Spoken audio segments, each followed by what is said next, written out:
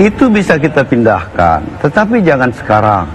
Karena kita belum ada kajian bahwa ini tidak akan menularkan lagi. Yang kita takut kalau sekarang ini karena udah terlanjur di situ, ya tentu kita tidak ingin mengambil risiko. Kemarin juga saya juga sudah berkomunikasi dengan keluarga besar di Bulukumba, bahwa insya Allah saya akan bertemu beliau, akan kita bicarakan baik-baik soal ini. Assalamualaikum warahmatullahi wabarakatuh. Hari ini saya sedang bersama Bapak Andi Baso dan Ade Eza yang videonya tuh lagi viral, yang seorang perempuan menahan mobil jenazah ibunya, Dek ya. Nah, langsung saja kita akan wawancarai Bapak dan Ade mengenai video dan penjelasan bagaimana sih sebenarnya ini. Saya langsung tanya adiknya dulu nih Pak. Mungkin bisa kita ceritakan bagaimana kronologinya ibu tak meninggal. Jadi awalnya tuh tanggal 15 Mei pukul 2.30 Kak. Saya ditelepon sama etaku yang waktu itu ada di Bulukumba. Nah, menelpon dan katanya ingin berbicara sama umi saya. Nah, saya bangunkan umiku. Tapi mungkin umiku ini kasihan bangun kaget begitu. Jadi sempat dibicara sama etaku di telepon. Ada sekitar 2-3 menit. Setelah itu tiba-tiba dia pegang HP-nya. Tapi aku lihat jatuh, setiap bilang jatuh begitu. Dia bertanya, "Umi kenapa Ki?" "Tidak Jina, belum pian ini baik perasaanku." Tapi ada yang keanehan karena kayak piling-piling gitu. Kayak linglung. Iya, kayak linglung. Pas itu dia susah bangun. Pas dia bilang kayak jatuh begini sebelah kiri, ternyata ini badannya sebelah kiri ini sudah mati rasa, apalagi yang paling parah tangannya. Tapi dia waktu itu masih punya kekuatan untuk berdiri. Nah, akhirnya singkat cerita kita pergi ke tetangga-tetangga untuk cari obatnya. Saya juga sempat bawa umiku ke klinik terdekat, ke apotek untuk tensi. Tapi kata apoteker di sana tidak boleh itu alat tensinya dibawa keluar ke bentor. Waktu itu saya naik bentor gitu. Umiku dalam kondisi tidak bisa jalan. Waktu itu terpaksa saya bawa lagi pulang ke rumah dan telepon temanku untuk ayo Mi Dep, bawa ke rumah sakit. Nah, waktu itu tetangga semua jikodong yang tolong umiku, tetangga semua. Dan tetangga di depan rumah Ibu Haji bilang bawa di rumah sakit tadi nak, karena di sana itu untuk stroke. Oh iya, aku bawa. Di jalan, umiku sakit kepalanya terus, menangis sampai di rumah sakit tadi kita ditolak. Karena alasannya di rumah sakit tadi itu sudah rumah sakit rujukan COVID. Jadi saya berinisiatif untuk bawa ke rumah sakit Bayangkara. Pas di Bayangkara, saya dibilang sama dokter, oh kalau mau masuk di sini harus di screening dulu. Nah, di screening, tapi sebelum itu ada semacam beberapa kertas itu yang harus saya tanda tangani. Sumpah jujur, sebab itu saya sudah dalam keadaan yang terdesak karena umiku ini harus cepat-cepat kalau ditangani. Ya. Makanya saya mengisi saja menandatangani. Sudah.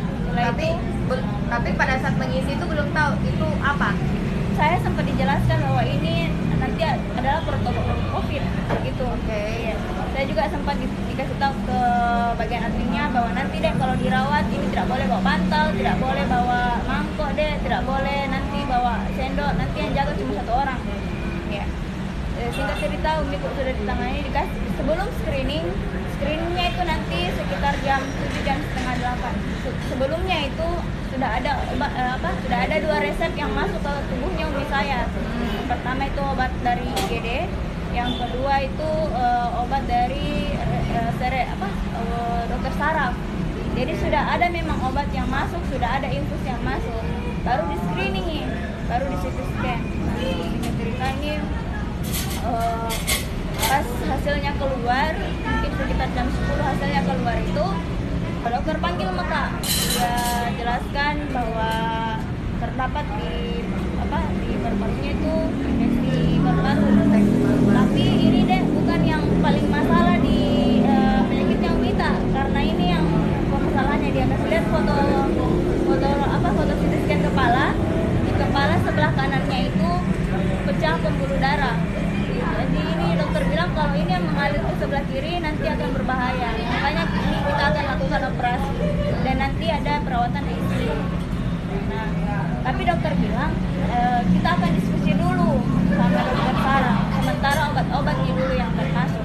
Sudah Mika, saya ini dulu Miku, saya rawat lagi dan muntah langsung saya dulu dokter sudah section itu yang susah muntah apa segala macam, dia sudah kasih masuk selang itu.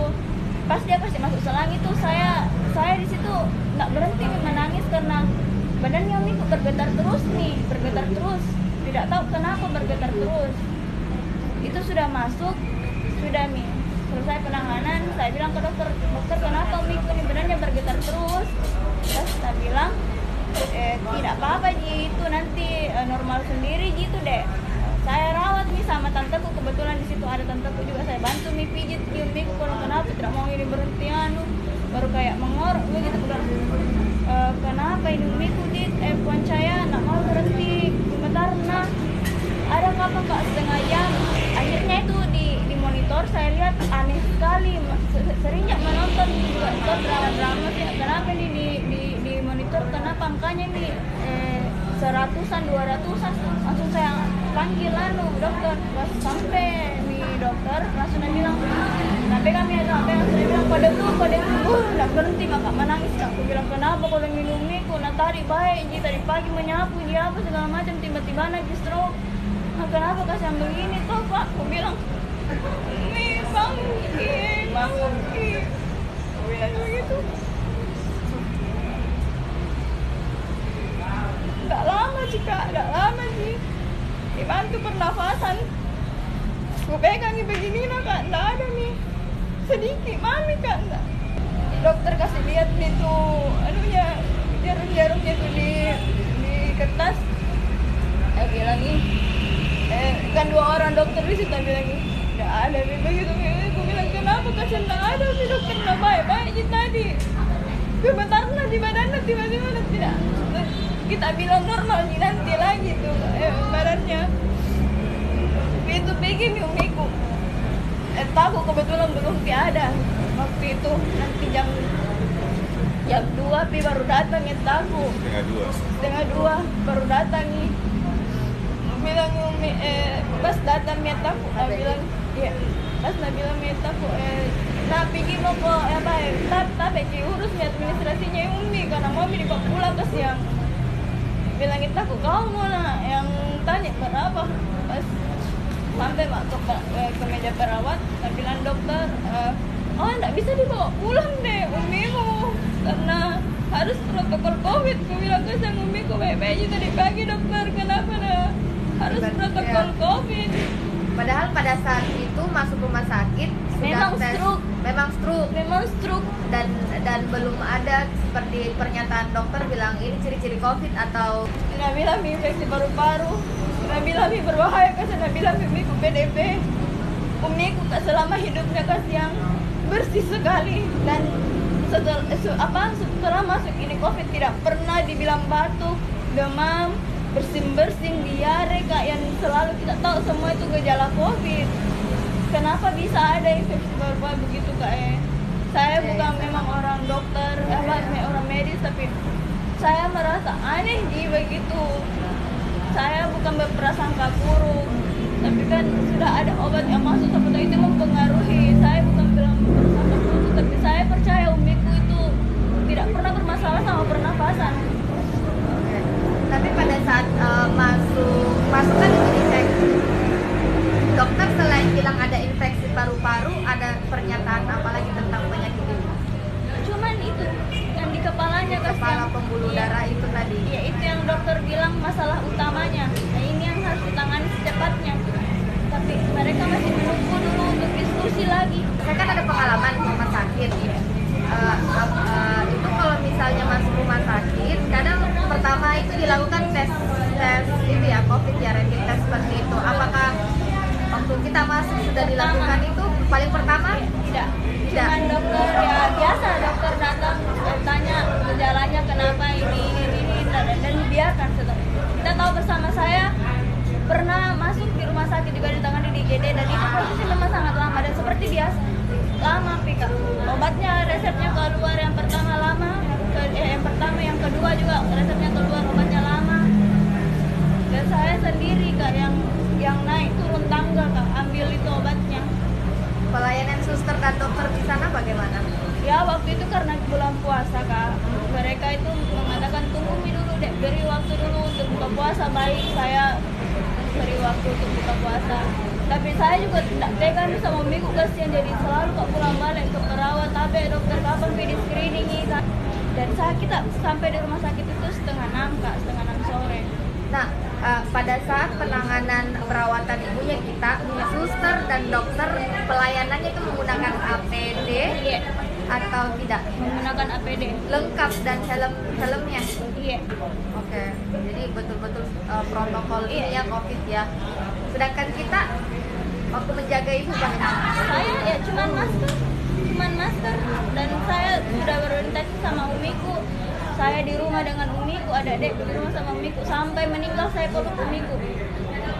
Kita kena waktu kita masuk rumah sakit dilakukan tes terhadap kita atau tidak? Tidak juga. Iya, dan ada yang terlewat Kak. Itu umiku diambil lendirnya untuk tes swab, nanti sudah meninggal. Nanti takut yang jelaskan Kak, karena takut yang waktu itu yang diminta izinkan untuk ambil lendirnya, karena saya sudah fokus ke umiku. Untuk kalau saya tidak mau berurusan lagi sama dokter waktu itu, saya memang fokus sama umiku, mempertahankan untuk tidak diambil. Jadi pada saat ibu masuk dan ada di dalam situ sampai meninggalnya ibu, Iya. Malam itu belum ada proses tes COVID, belum ada ya. Oke, jadi kesimpulan sampai saat ini, jadi ada ini sama ibunya pada saat masuk rumah sakit, berarti mungkin sekitaran waktunya tuh 12 jam ya ada ya? 6 jam cuma. 6 jam ya? Iya. 6 jam. Dan waktu masuk itu belum ada rapid test ya. Jadi kita juga tidak bisa menyimpulkan bagaimana, tetapi yang mengerti tentang protokol kesehatan ini seharusnya seperti apa sih yang benarnya. Karena pengalaman saya waktu keluarga saya sakit saja, kita itu dites. Jadi yang jaga keluarga kita dites, ya kan? Terus yang sakit juga dites sebelum dirawat, ditentukan harus perawatan apa. Nah, mungkin bisa diperjelas juga dari pihak yang berwenang bagaimana sih sebenarnya protokol untuk masyarakat yang sakit saat ini di pandemi ini. Jadi berbeda rumah sakit itu berbeda aturan. Jadi mohon dalam keadaan seperti ini bisa lebih diperjelas sebenarnya protokol kesehatan bagi masyarakat yang sakit itu seperti apa. Oke, sekarang kita lanjut untuk mengetahui bagaimana tindakan tim medis dan tim gugus setelah mengetahui bahwa Ibu Ade Esa meninggal. Jadi langsung saja Ade Esa bisa menceritakan kronologinya.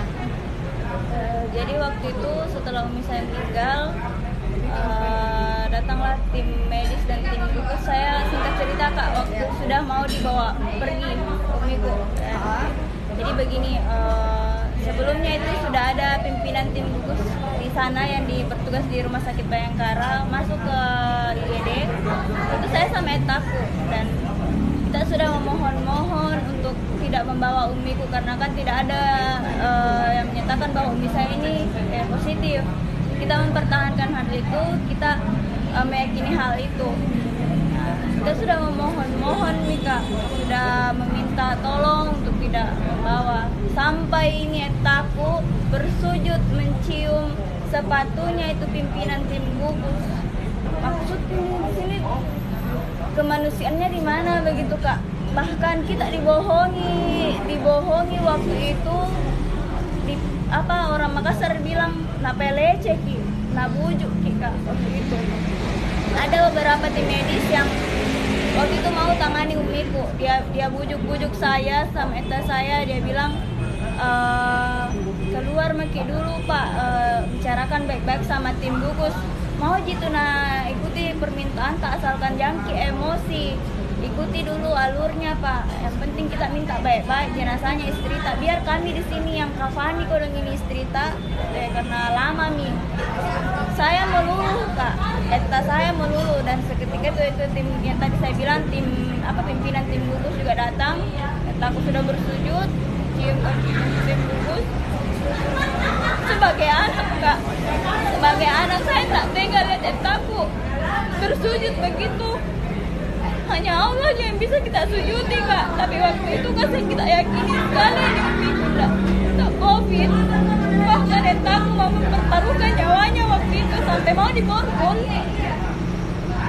Itu maksudnya di sini kemanusiaannya di mana begitu Kak? Bahkan kita dibohongi waktu itu orang Makassar bilang napelece ki, nabujuk ki Kak waktu itu. Ada beberapa tim medis yang waktu itu mau tangani umiku, dia bujuk saya sama eta saya, dia bilang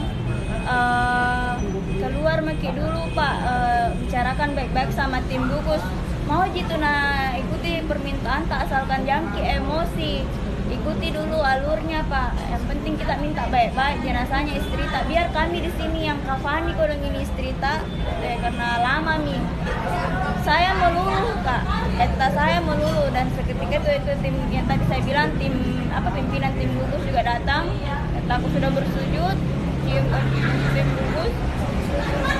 Sebagai anak Kak, sebagai anak saya tak tega lihat aku bersujud begitu.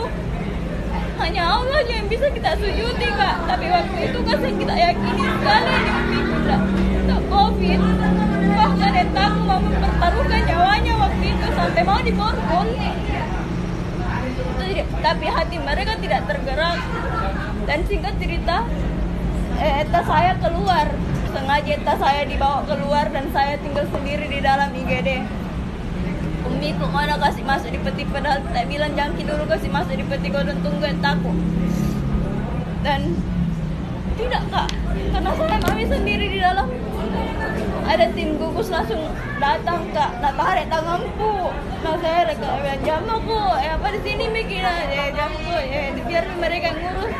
Memang dia bilang jam bikin apa leceh Kak, tapi saya bilang ya Allah kasihan umiku, bukan ikut dong apa kasih masuk dapat kita kasihan di garanda. Sengaja saya dibawa keluar dan saya tinggal sendiri di dalam IGD. Umi kok mana kasih masuk di peti, padahal tak bilang jangki dulu kasih masuk di peti, kau tunggu takut.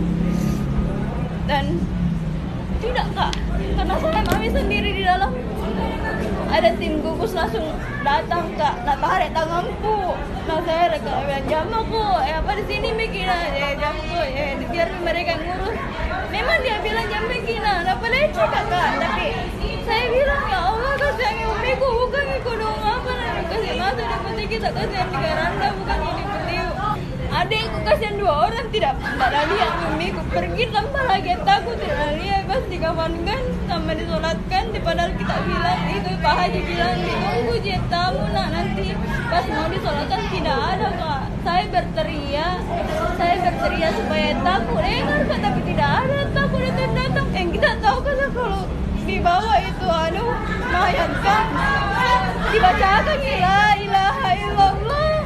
Sampai di luar ternyata saya baru ngeh, ternyata takut tuh disekapki juga di luar tidak bisa nih masuk.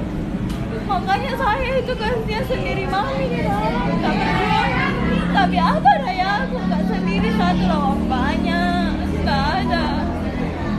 Sampai di luar kasihan ada adek itu tidak bisa masuk dari malam yang dijanjikan bilang iya dek sebentar masuk, jadi tidak kasihan tak ada lihat Mira di dalam peti ini sudah dibaku-bakuin. Sebenarnya Kak, kalau Kak cerita ini kan tidak buat, kalau banyak nih yang selalu tanya Kak, tapi tidak buat maka selalu cerita ini. Ku ingat lagi perlakuan aku dong Kak.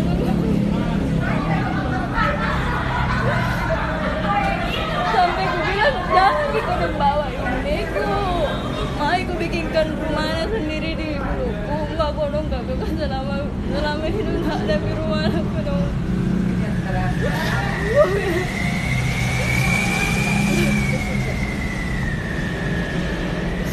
Gue bilang Ji, tapi belum izinkan gak bawa umiku di Buluku,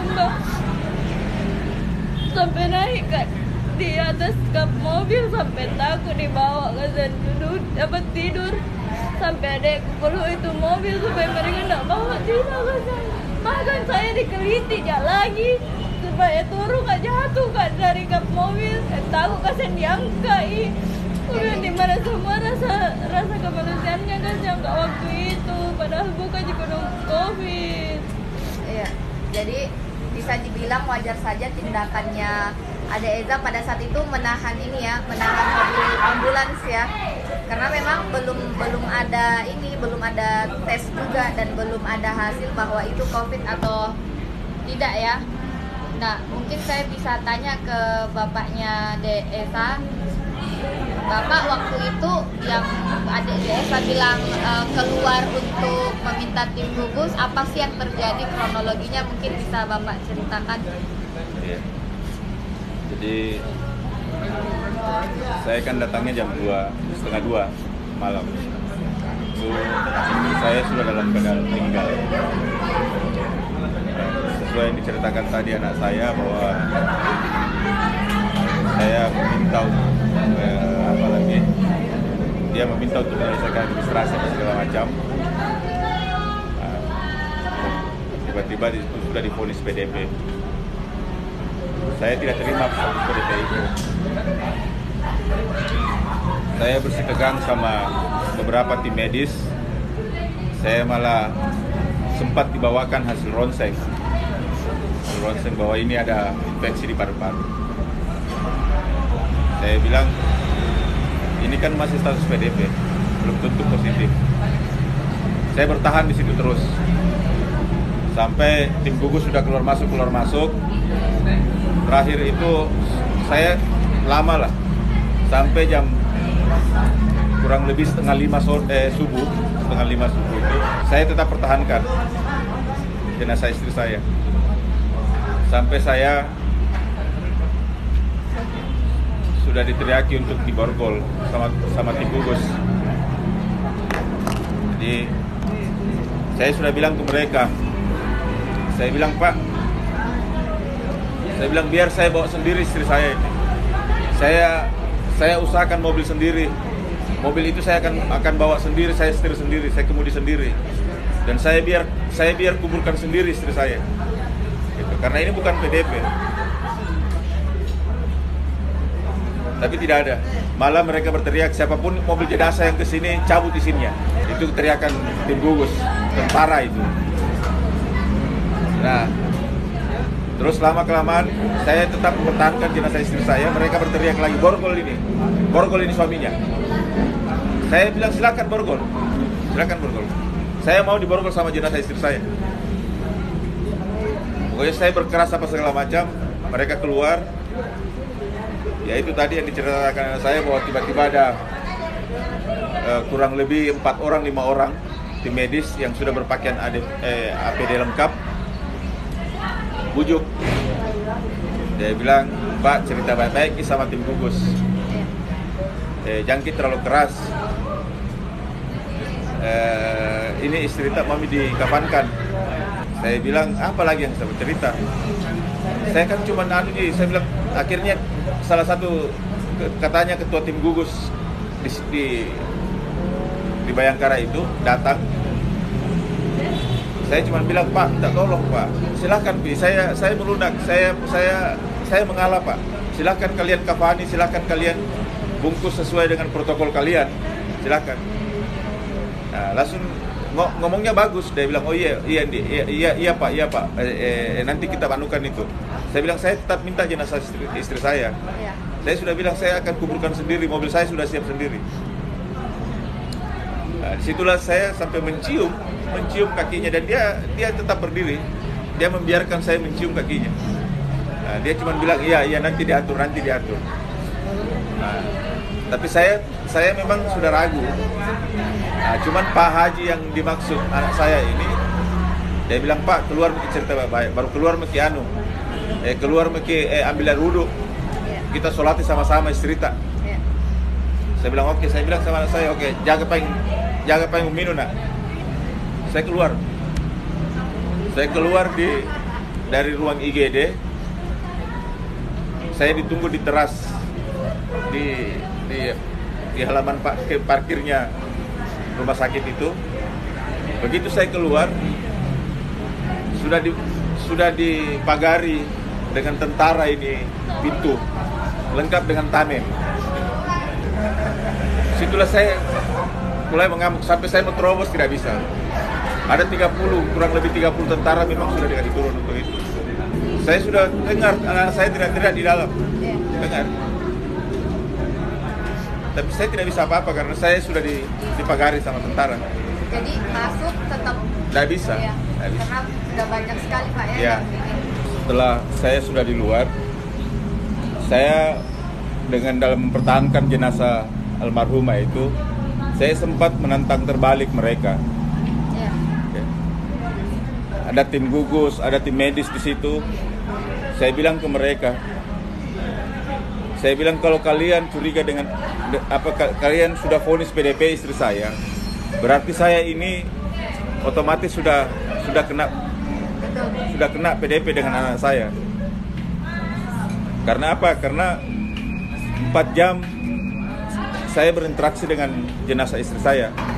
Saya peluk, saya cium jenazah istri saya. Anak saya ini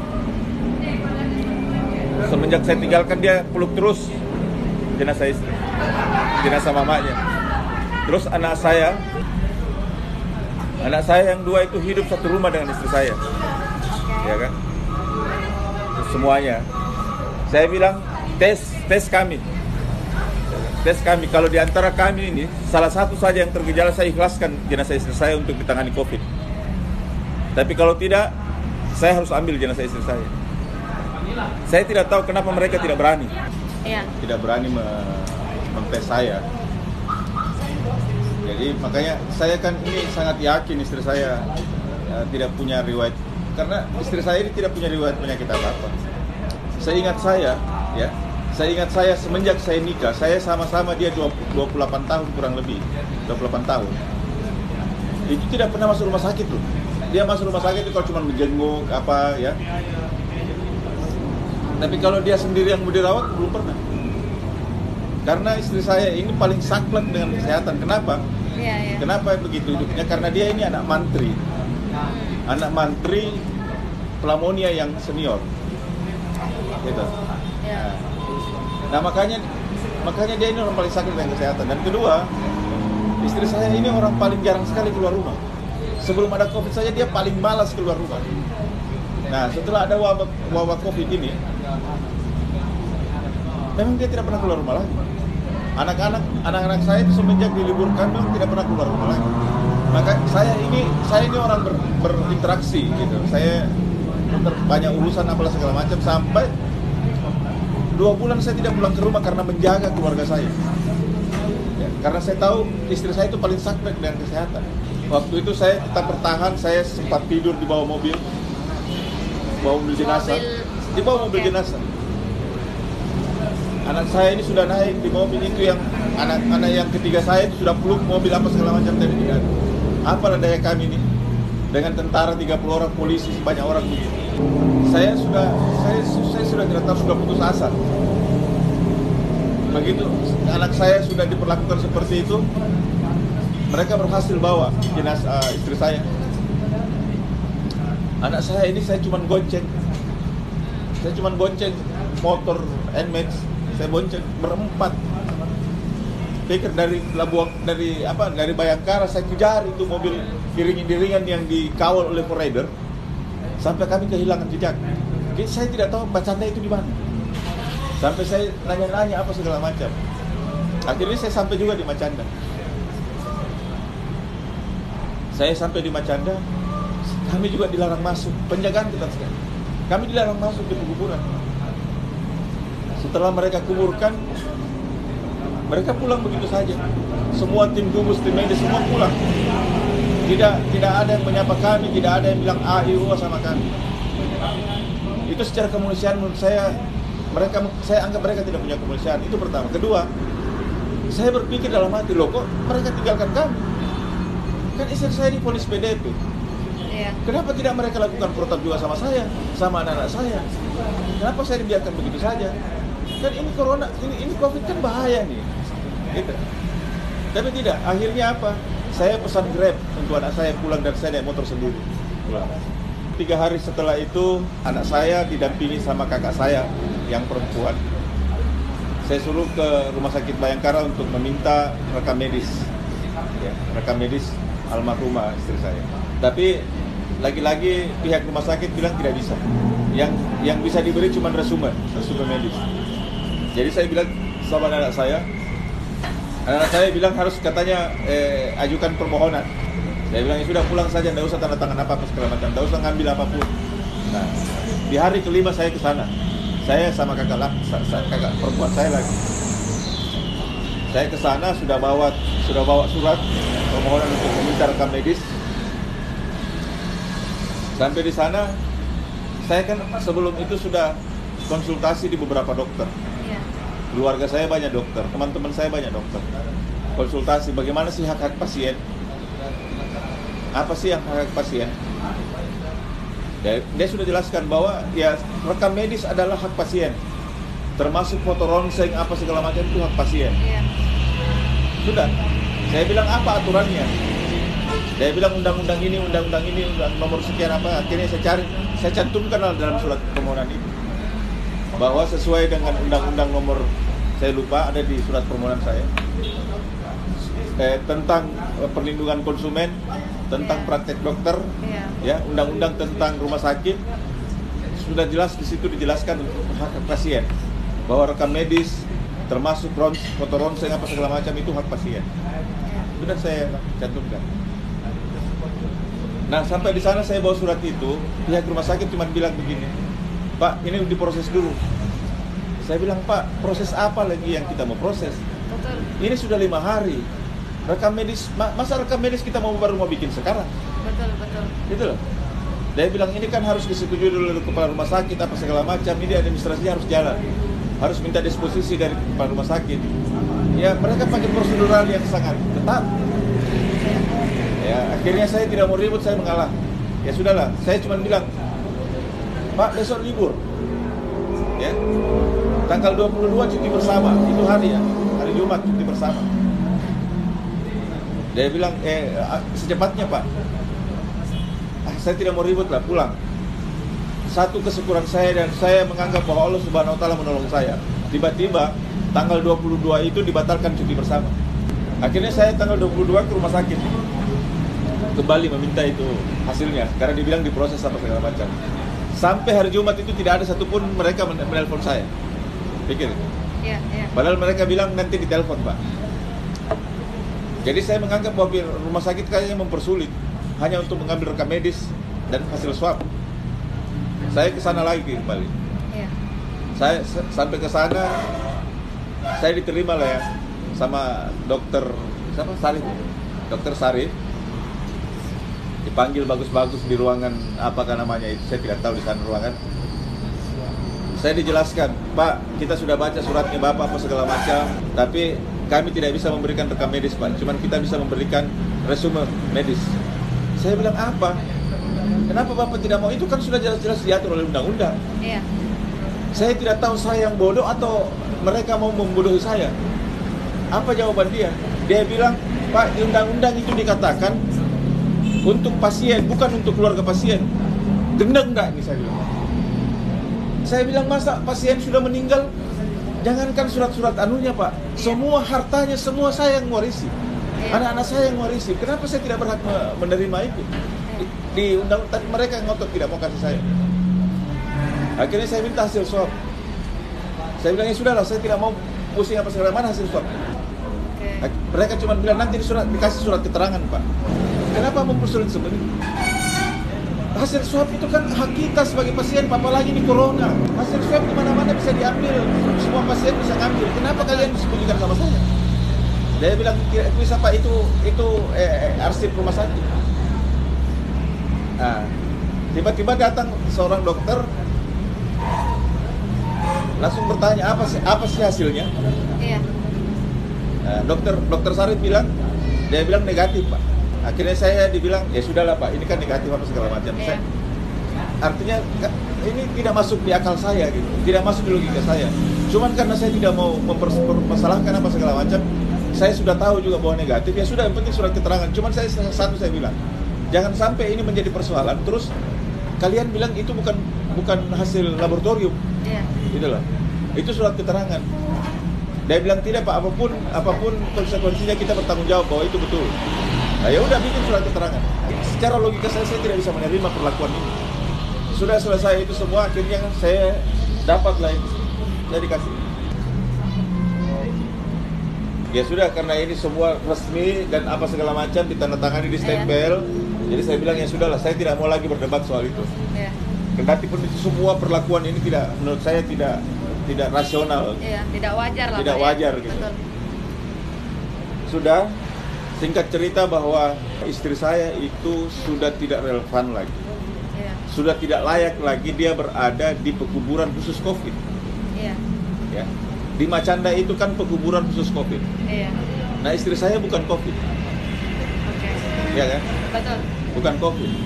Nah, makanya saya sekarang meminta kepada tim gugus, pemerintah, saya cuma mau memindahkan jenazah istri saya itu ke pemakaman keluarga saya.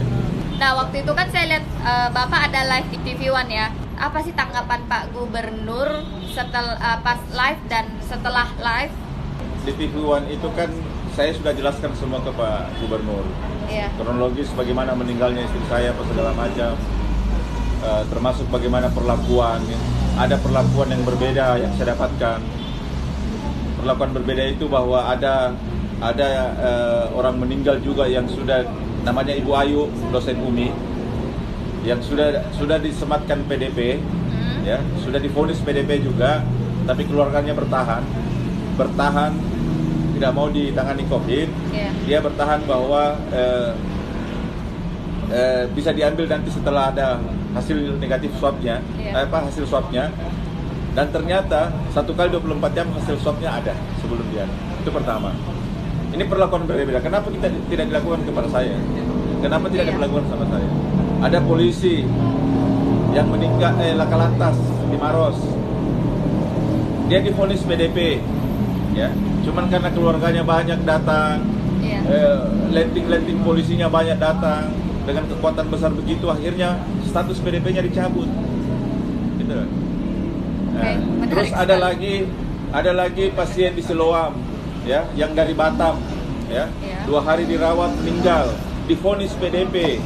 Cuman karena dekat sama petinggi Kota Makassar, ya, salah satu keluarga petinggi Kota Makassar, akhirnya status PDP-nya dicabut dan dikebumikan secara layak. Saya sudah sampaikan ke Pak Gubernur keinginan saya, bahwa Pak Gubernur, saya ini sederhana permintaan saya, dan permintaan saya ini sudah rasional sekali. Saya bilang, istri saya ini dimakamkan di pemakaman COVID, dimakamkan di pemakaman yang khusus COVID.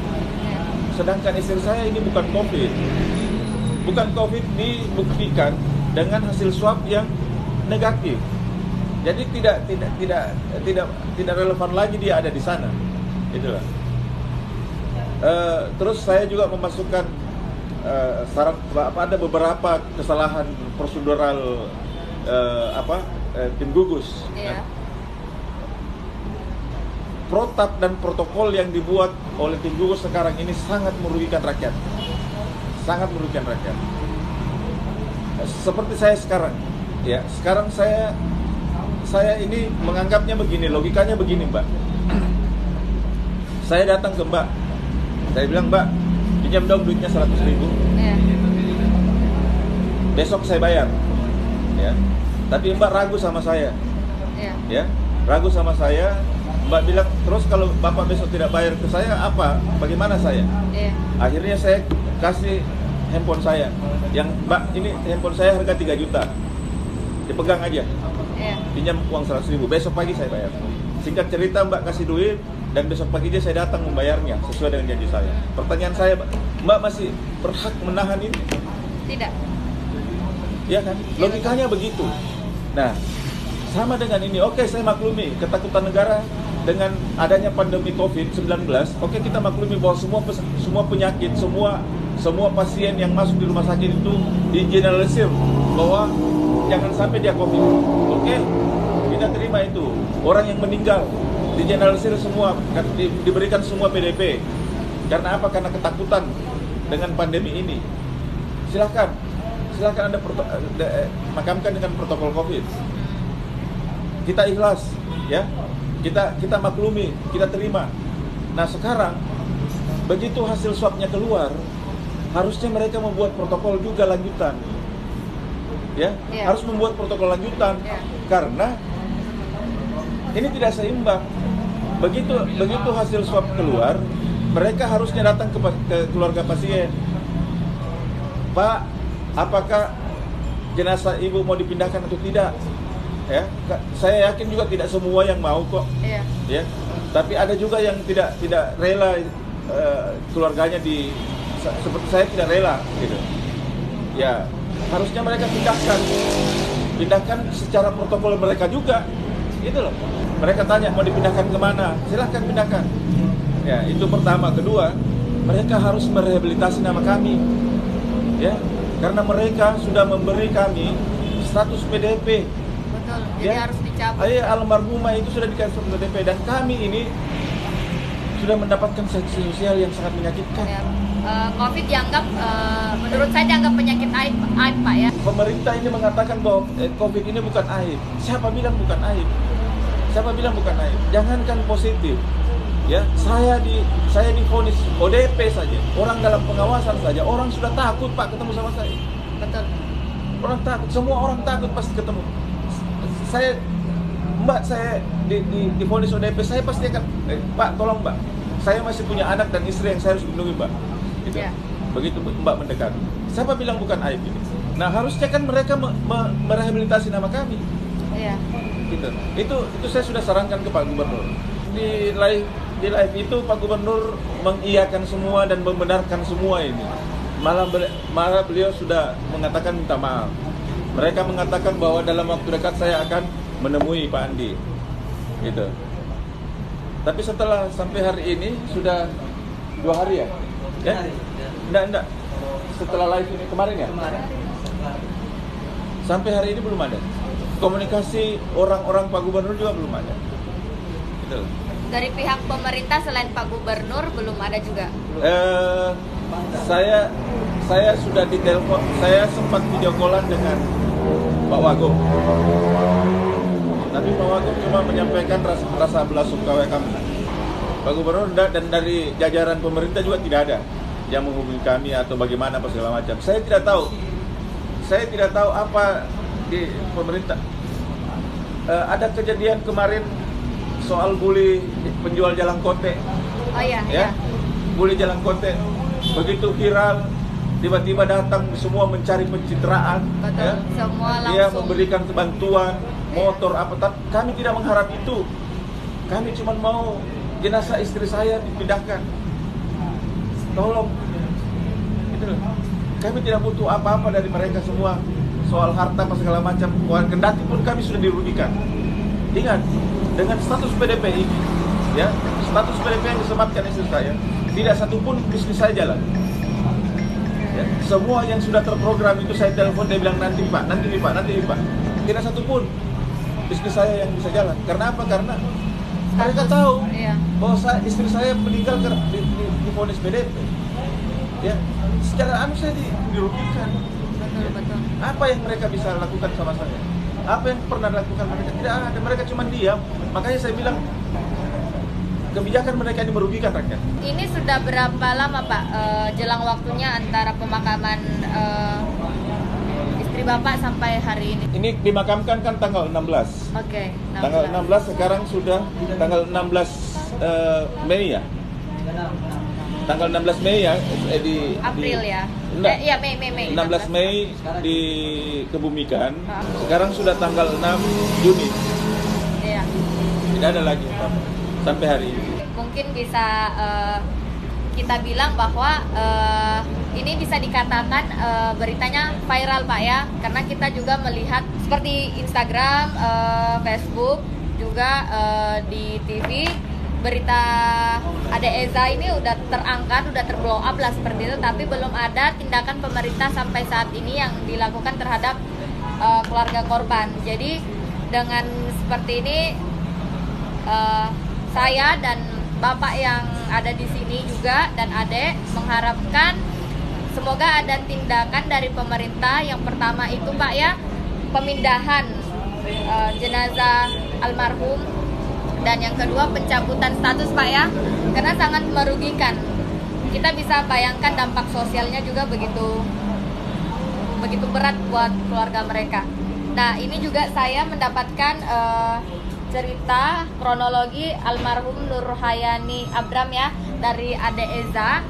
Nah, ini saya dikasih satu rangkap ini dan saya akan simpan ini sebagai bukti bahwa memang ini saya dapatkan dari Ade Eza. Dan mohon pihak-pihak yang berwenang di luar sana, tolong ini dijadikan sebagai perhatian. Jangan mencari berita yang viral dan hanya untuk pencitraan. Tolonglah berita seperti ini yang memang lebih berat Pak ya sanksi sosialnya, mohon segera ditindaki. Mohon kerjasamanya juga bagi pemerintah, dan kita tahu kerja pemerintah sampai saat ini memperhatikan masyarakatnya, tetapi mungkin ada miss di beberapa titik ya. Ada mungkin check and balance-nya itu penting banget. Nah, mungkin sekian wawancara dari saya Pak ya, Dek ya. Saya menutup dengan ucapan terima kasih banyak buat Bapak dan buat Adek sudah meluangkan waktunya untuk kita wawancarai dan men-sharing lah tentang kisah yang bisa dibilang kisah pilu Pak ya, apalagi belum ada tindakan. Itu aja dari saya. Salam Dekeng. Assalamualaikum warahmatullahi wabarakatuh.